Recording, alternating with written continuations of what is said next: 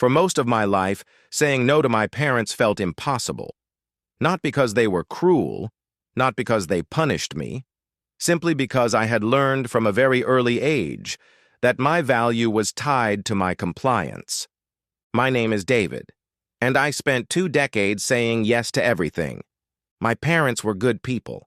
I need to be clear about that from the start. They loved me, they supported me, they wanted the best for me. But they also had very specific ideas about what the best looked like. And those ideas didn't always align with what I actually wanted. I grew up in a household where obedience was presented as love. If you loved your parents, you did what they asked. If you questioned them, you were ungrateful. If you wanted something different, you were selfish. The messaging was subtle but consistent. Over 18 years of childhood, it sank in deeply. By the time I became an adult, the pattern was automatic. My parents would ask.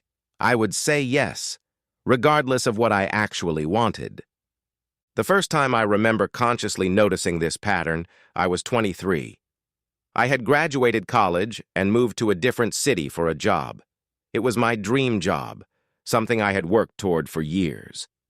When I told my parents, they seemed less excited than I expected. Instead, they spent weeks explaining why I should reconsider. The city was too expensive. The company was risky. I should move back home, get a safer job, something stable.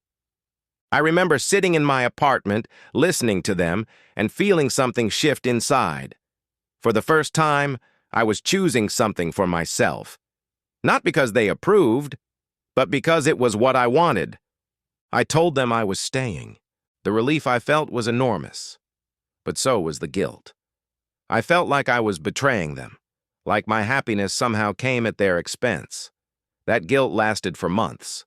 Eventually, the job worked out perfectly. I built a career I loved. I made great money. I was genuinely happy, but I still couldn't say no to my parents. When they wanted me to visit, I visited. When they wanted advice, I listened. When they disagreed with my life choices, I felt obligated to defend them, or worse, to reconsider them.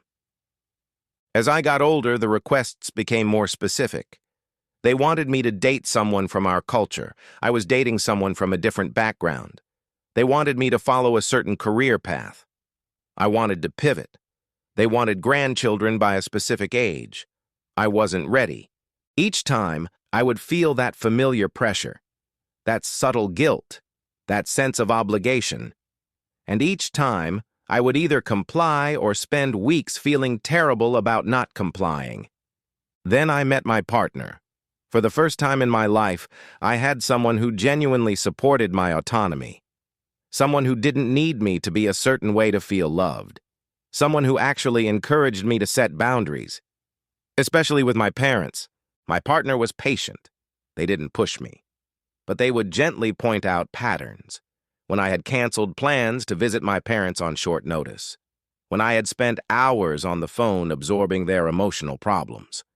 When I had compromised my own needs because I felt obligated. They never made me feel wrong. They just reflected back what they saw. Eventually, the reflection became impossible to ignore. I realized I wasn't just accommodating my parents. I was sacrificing myself. The turning point came during a family dinner. My parents were upset about a major life decision I'd made. Something that didn't involve them but affected their image in some way. Throughout the dinner, they expressed disapproval, disappointment, subtle pressure to reconsider. I felt the familiar weight settling in my chest. The guilt, the obligation, the desperate need to make them feel better about my choices. I opened my mouth to apologize, to explain myself, to try to convince them I was doing the right thing. Then I stopped. Because I realized something important. I didn't need their approval, and their disapproval didn't make me wrong. For 20 years, I had been operating under the assumption that my parents' emotional comfort was my responsibility, that if they felt disappointed, I had failed them, that my job was to manage their feelings. But that wasn't true. That was a burden I had invented. That night, I said something I had never said before. I understand you're disappointed, and that's okay. but I'm not going to change my decision to make you feel better." The table went silent. My mother looked hurt. My father looked angry. I felt terrified. But I also felt something else. Clarity. For the first time in decades, I had chosen myself over their comfort. And the world didn't end. They didn't stop loving me. They just had to sit with their disappointment, which I realized was their job, not mine. Over the following weeks, I had to say no many more times. When they wanted me to change my mind, when they wanted me to visit more frequently, when they wanted me to involve them in decisions they had no business being involved in, each no got slightly easier. Not because I cared less, but because I finally understood something fundamental. Loving my parents did not require abandoning myself. Respecting them did not mean agreeing with them. Being a good son did not mean sacrificing my own life. The guilt didn't disappear immediately, but it gradually faded, replaced by something healthier. Respect for myself, for my own needs, for my own life. My relationship with my parents changed after that. It became more honest, less enmeshed. There were uncomfortable moments, times when they tested my boundaries, times when I almost slipped back into old patterns. But I didn't, because I finally understood that saying no to them was not betrayal. It was self-respect. It took years, but eventually my parents adapted. They realized I wasn't going to change my mind, that my boundaries weren't punishment, just reality.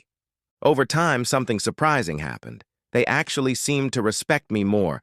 When I spoke, they listened. When I made decisions, they accepted them. When I set limits, they honored them. Not because they suddenly became perfect parents, but because I stopped being the person who enabled their dysfunction. Today, my relationship with my parents is probably stronger than it's ever been. Not because I do what they want, but because I do what I want. And they've learned to respect that. Looking back on those 20 years of compliance, I don't regret them.